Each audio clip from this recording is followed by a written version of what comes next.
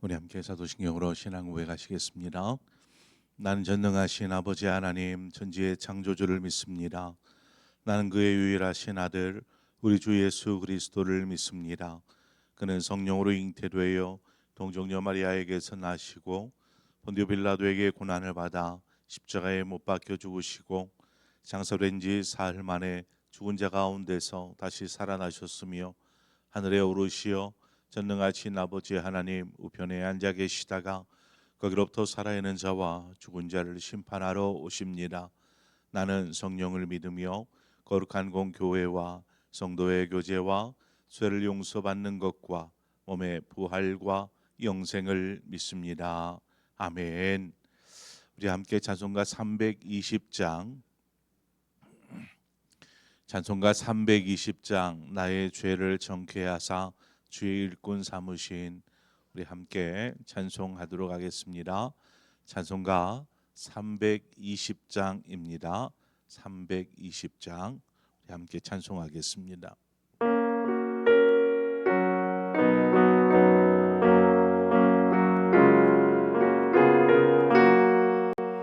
나의 죄를 정케 하사 주의 일꾼 삼으신 구세주의 넓은 사랑 항상 찬송합니다.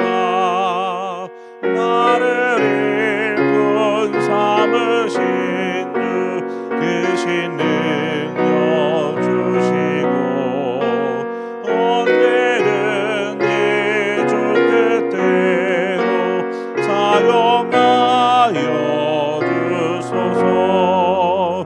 내게 부어주시려고 은혜 예비하신 주 주의 은혜 채워주사 능력 있게 하소서.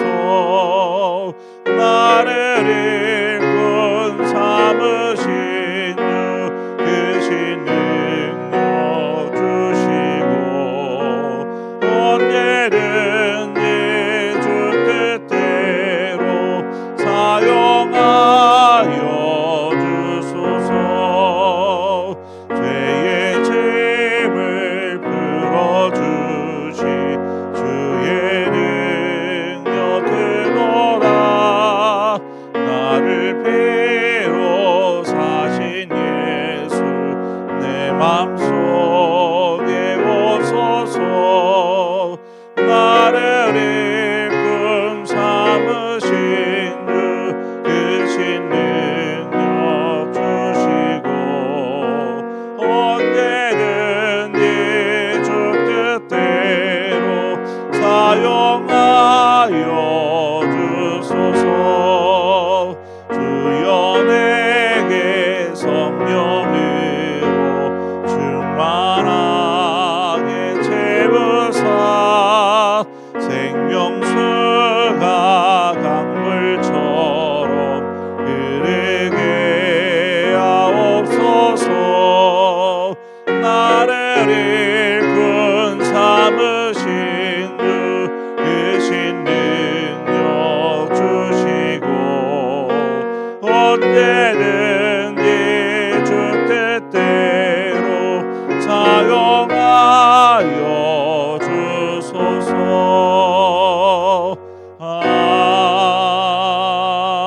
아멘.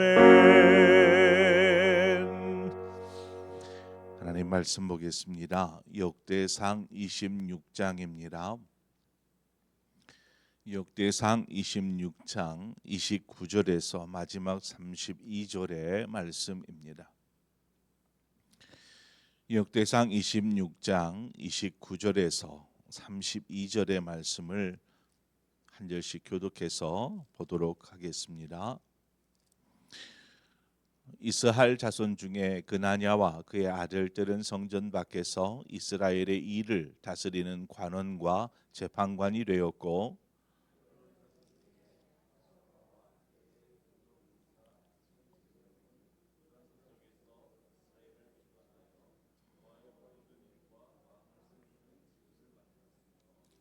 헤브론 자손 중에서는 여리야가 그의 족보와 종족대로 헤브론 자손의 우두머리가 되었더라. 다윗이 왕위에 있은 지 40년에 길르앗 야셀에서 그들 중에 구하여 큰 용사를 얻었으니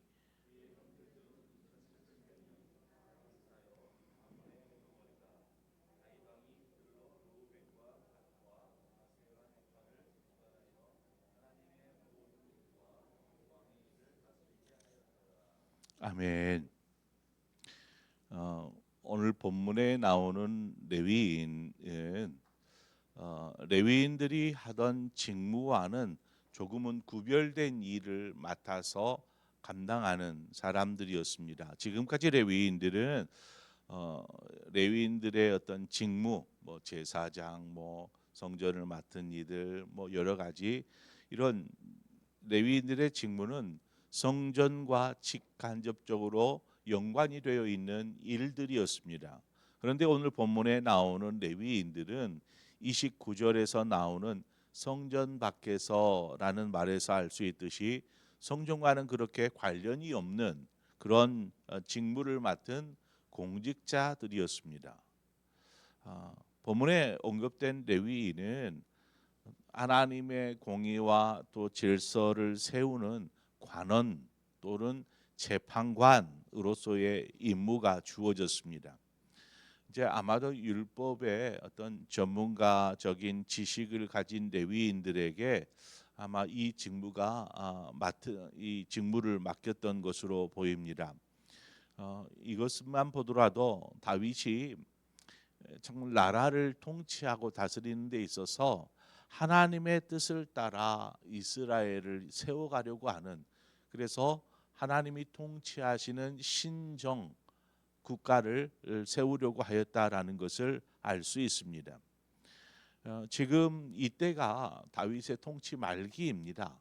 이제 곧 왕위를 내려놓아야 하는 그런 통치 말기임에도 불구하고 이와 같은 행정 체계를 세우고 있다라는 것은 다윗이 40년 동안 왕으로 이스라엘을 다스리면서 하나님의 뜻에 따라 이 나라를 세우고자 하는 일에 어떤 전심전력하였다라는 것을 보여주고 있습니다.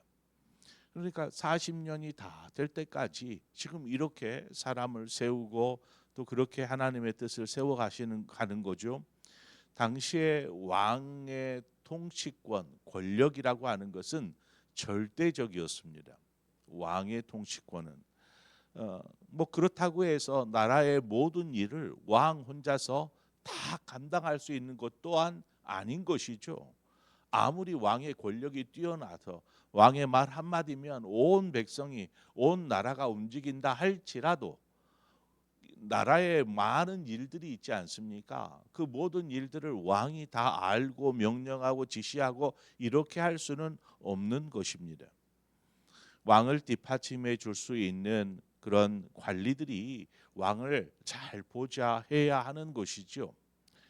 그런 의미에서 어떤 관리들을 세우느냐, 이것은 굉장히 중요한 일이었습니다. 만약 관리들이 자신들의 어떤 이익을 위해서 자신에게 주어진 지위나 권력을 남용한다라면, 혹은 이렇게 자신들이 일하는 곳에서는 막 자기 마음대로 하고 왕 앞에서는 왕의 충실한 신하처럼 아첨하고 막 그렇게 한다라면 나라가 어떻게 되겠습니까? 나라의 기강이 흔들려 버릴 수밖에 없는 것이죠. 레위인으로 구성된 재판관은 나라의 어떤 법적인 또 그런 종교적인 신앙적인 문제를 담당하는 이들이었습니다. 이들은 옳고 그름을 판단하고 또 그것들을 가지고 판결을 내리는 매우 중요한 위치에 있는 사람들이죠. 만약 이들이 불법을 자행한다라면 나라의 어떤 질서가 깨져버리는 것입니다. 그래서 어떤 나라의 기강이 쉽게 무너질 수밖에 없는 것이죠. 자, 그렇다면 오늘 본문에 나오는 이스라엘 자손 중에 그나냐와 그의 아들들, 이들이 이제 어떤 관리요, 법관, 재판관으로 이렇게 세워졌는데 이들이 어떤 사람들이기에 이렇게 중요한 이 가문이 중요한 직임을 맡게 된 것일까? 아무리 봐도 제가 이제 아무리 봐도 이들이 얼마나 특별한가 뭐 그런 내용에 대해서 전혀 나와 있지 않습니다. 기록되어져 있지 않습니다. 아마도 다윗이 단순히 이 그나냐 가문, 이 가문의 혈통만을 보고 그들을 어떤 관리요 재판관으로 세운 것은 아닐 것으로 보입니다. 아마도 이들에게 있어서 어떤 지도자적 역량이나 어떤 저들의 삶의 태도도 굉장히 중요하겠지요. 이러한 부분에 있어서 여러 가지를 고려하여 이들 가문을 다윗이 이제 재판관으로 관리로 이렇게 세운 것으로 보입니다. 오늘날 생각해 보면 법관이 되려면 뭐 법대를 하고 뭐 고시를 패스하고 연수의 과정을 거치면 법관으로 등용이 됩니다. 그런데 이제 뭐 어떻게 보면은 공부만 잘하면 법관 될 수 있죠. 공부만 잘하면 문제는 객관적으로 그 사람의 어떤 양심적인 또 혹은 삶의 태도 이런 것들을 어, 고려가 안 되어지는 그냥 공부만 잘하면 법관이 되는 그래서 객관적으로 재판관의 역할을 잘할 수 있느냐를 판가름할 길이 없는 것이죠. 그냥 공부만 잘하면 뛰어나다 해서 그냥 세워놓게 됩니다. 그런 의미에서 다윗은 이 신앙의 문제, 이 신앙의 문제를 가장 중요하게 여겼던 것입니다. 그래서 레위인들을 세운 것이죠. 이들이 신앙과 말씀 안에서 이렇게 자신에게 주어진 직무를 감당하도록 한 것입니다. 하나님과의 바른 관계에 있는 사람은 하나님을 경외함으로 이렇게 서는 것이죠. 하나님을 두려워할 줄을 아는 것입니다. 그래서 하나님을 경외함으로 사람들에 의해서 어떤 이 말에 흔들리고 저 말에 흔들리고 하는 것이 아니라 하나님과의 바른 관계 속에 있다 보니까 사람들에 의해 흔들리지 않고 올곧게 판단할 수 있는 것이죠. 우리가 이제 바른 신앙을 갖는다라는 것 이것은 참 중요한 것입니다. 그것을 통해서 모든 삶의 일들이 정리가 되어질 수 있기 때문에 그렇죠. 그래서 한 사람 한 사람을 하나님께서 귀하게 사용하시게 되는 줄 믿습니다. 본문 30절을 보면 헤브론 자손 중에 하사랴와 그의 종족, 그의 가문이 등장합니다. 그런데 그 가문에 하사랴 가문에 어떤 1,700명이 요단 서편 지역의 행정을 담당하도록 그렇게 임명이 되었습니다. 이 가문의 사람들 1,700명이 요단 서편 땅에 어떤 공직자가 된 것이죠. 헤브론의 또한 31절 32절을 보면 헤브론 자손 중에 여리야라는 가문 그의 종족 2,700명이 요단 동편 지역을 담당하였다라고 기록하고 있습니다.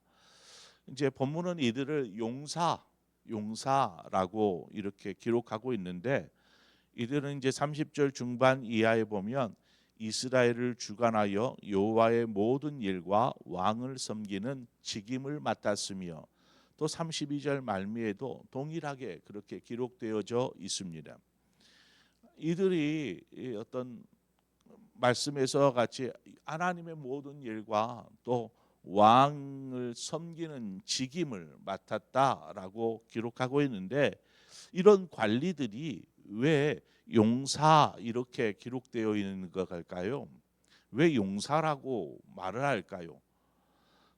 용사라고 번역된 이 단어의 원어를 보면 용사라는 단어보다는 강하다 혹은 용감하다라는 뜻의 단어를 사용하고 있습니다.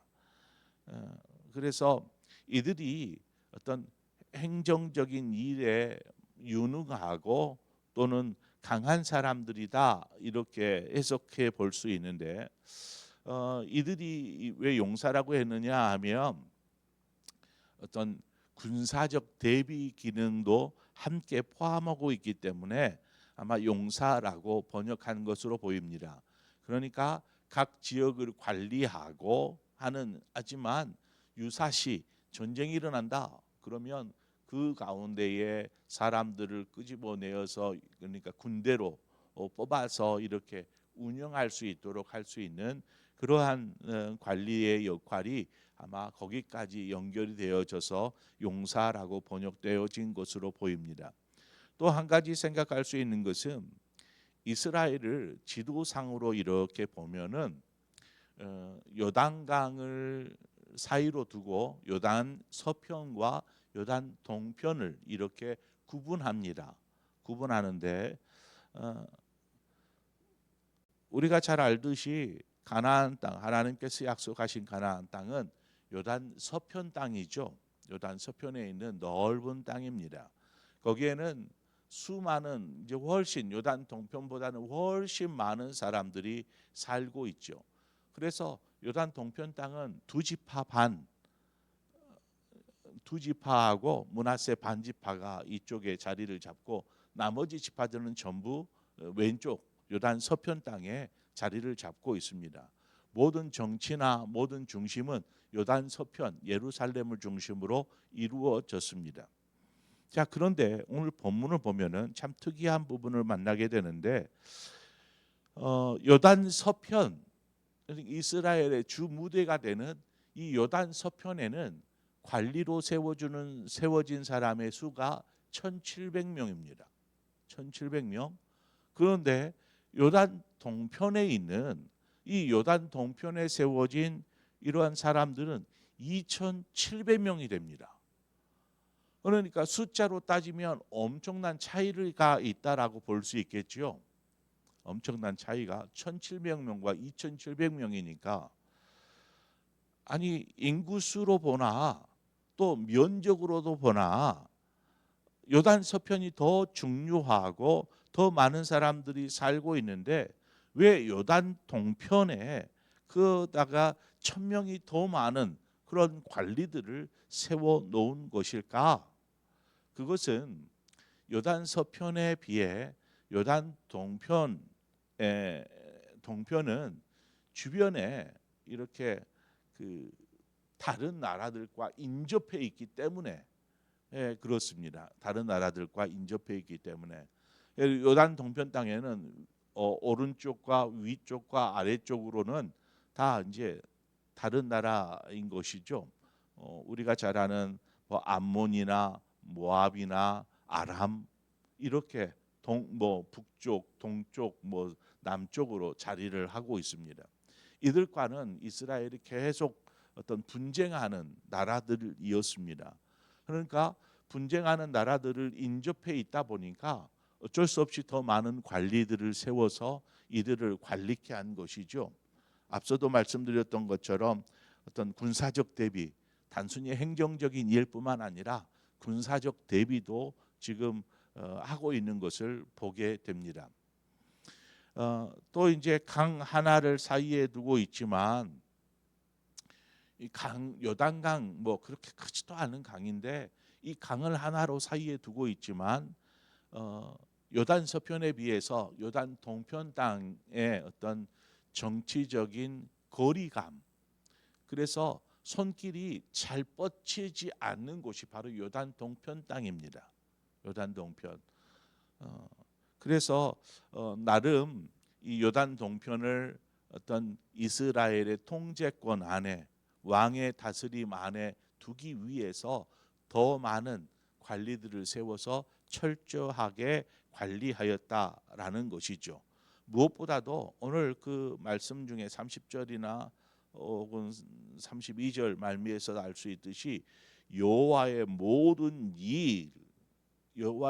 일을 담당하게 했다라는 것에서 알 수 있듯이 성전에서 멀리 있다 보면 더 많은 관리가 필요하다라는 것입니다.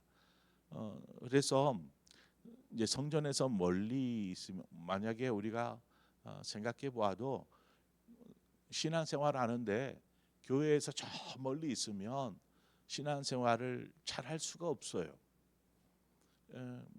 이제 뭐 주일 성수만 왔다 갔다 하는 정도이지, 멀리 있다 보니까 주중에 새벽에 와서 기도를 한다거나 혹은 다른 뭐 주일 예배 외에 다른 예배를 드린다거나 이런 것들이 쉽지가 않습니다. 자, 그것들을 보면은 우리가 알 수 있는 것이, 성전에서 멀어질수록 신앙적으로 어떤 철저한 관리가 필요하다. 그렇지 않으면, 철저한 관리가 되어지지 않으면 자신도 모르는 사이에 신앙의 열정이 식어버리는 것이죠. 멀리서 오다 보니까 신앙의 열정이 식어버리거나 혹은 그냥 형식적으로 바뀌어 버린다라는 것입니다. 그래서 그러지 않도록 예루살렘을 중심으로 한 신앙이 이 요단 건너 저 요단 동편에 있는 사람들에게도 동일하게 어떤 신앙의 관리들을, 이 레위에 속 헤브론 지파에 속한 이 레위, 헤브론 자손들에게 속한 이 레위인들이 이들을 신앙적으로 관리할 수 있도록 그렇게 많은 사람들을 이곳 지역에다가 세워놓은 것을 볼 수 있습니다. 자, 다윗이 이렇게 이스라엘의 관리를 세우는 데 있어서 굉장히 유능하게 사람들을 적재적소에 세웁니다.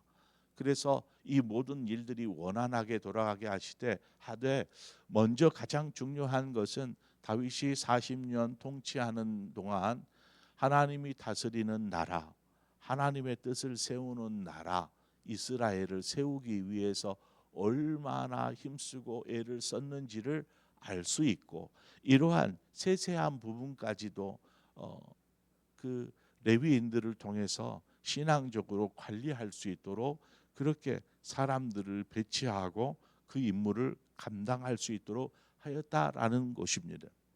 우리가 오늘 본문을 통해서 알 수 있듯이 하나님의 일이 되었든 혹은 우리 자신에게 주어진 일이 되었든 우리가 하나님 앞에 어떻게 이들 가문들이 이렇게 등용이 되어서 2,700명, 1,700명 이렇게 많은 수의 사람들이 일을 감당할 수 있었을까 생각하면 우리 스스로 하나님 앞에서 쓰임 받을 만한 일꾼이 되기 위해서 신앙 안에서 바르게 하나님과의 바른 관계를 세워갈 때에 하나님께서 우리 한 사람 한 사람을 또 귀하게 또 주님의 몸된 교회 안에서 또는 우리의 삶의 자리에서도 마찬가지입니다. 신앙으로 바르게 선 사람이 정직하게 또 성실하게 주어진 일들을 감당하는 것이죠. 아첨하고 사람 눈치 봐가면서 일하고 이러지 않고 그저 성실하게 묵묵히 신앙 안에서 주어진 일들을 감당할 때에 인정받게 되고, 인정받게 되면 그 사람들이 더 많은 일들이 맡겨져서 또 더 큰 일들을 감당해 갈 수 있는 것입니다. 아무쪼록 저와 여러분의 삶이 신앙 안에서 잘 다져지고 세워져서 하나님이 이 시대에 귀하게 사용하시는 그릇들로 세워지기를 축원합니다. 우리 함께 기도하겠습니다. 하나님 아버지, 또 설 연휴를 마무리하고 이제 다시금 일상의 자리로 돌아오게 됩니다. 하나님, 우리가 뭐 설 연휴가 되었든 또는 일상의 삶을 살든지 우리는 늘 언제나 하나님 앞에 서 있는 하나님의 자녀인 줄 믿습니다.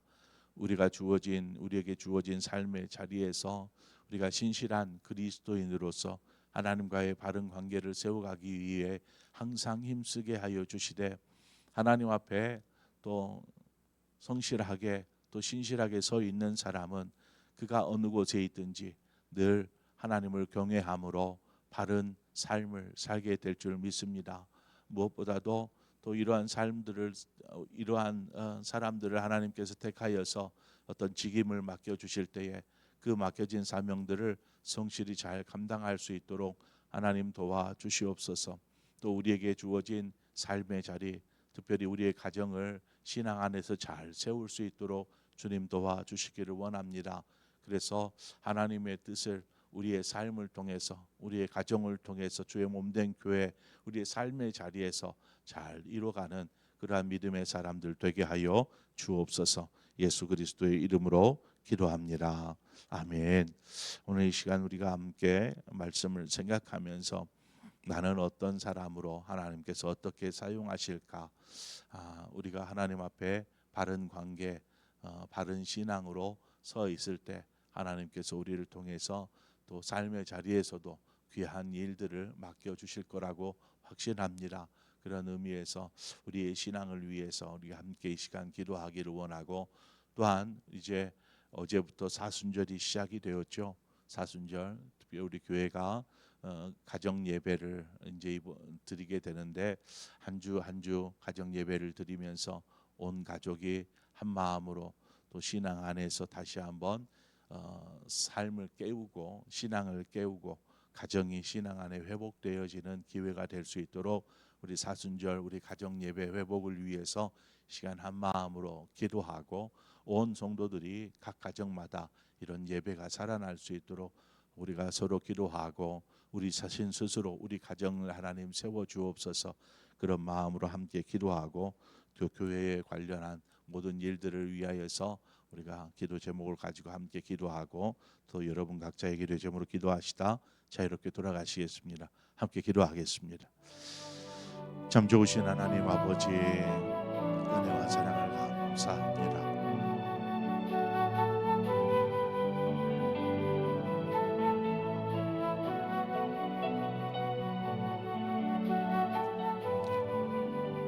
설 명절을 맞이